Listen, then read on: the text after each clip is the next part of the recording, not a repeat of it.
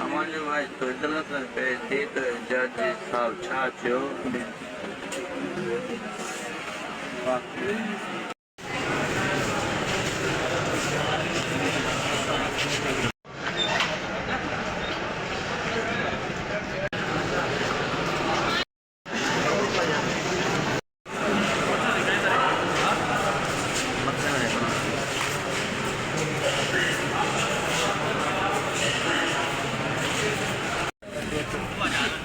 आज हेरेंगे Jaywal company जो तारीख बिस्मिल्लाहिर्रहमानिर्रहीम।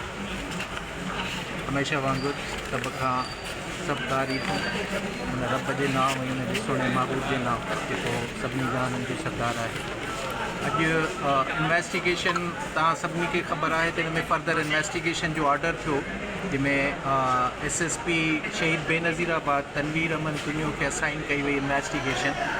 असां लास्ट टाइम भी बुधायो हुयो तो इन्वेस्टिगेशन जो हक़ आहे वो हक़ ही आहे, वो हक़ थींदो। इन जे लाइ असां उन इन्वेस्टिगेशन के अपोज तॾहिं बि कोन कयो, असां हींअर बि कोन था कयूं ऐं असां उम्मीद रखूं था त इन्वेस्टिगेशन इन केस में सही नमूने सां थींदी ऐं जल्दी हू पंहिंजो चालान जेको आहे उहो जमा कराईंदा कोर्ट में।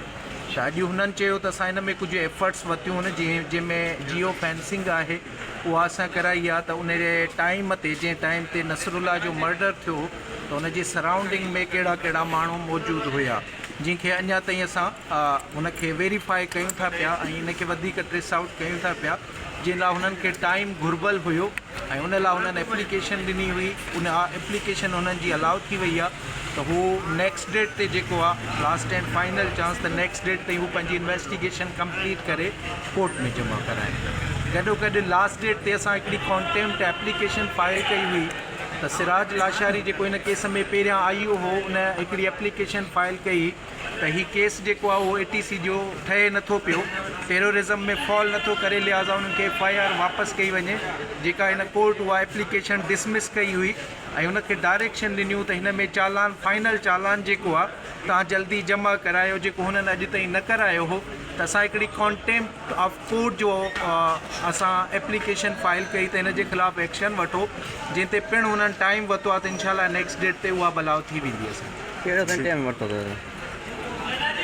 घणे तारीख़ ते हाल नेक्स्ट 15 तारीख़ ते रखियो।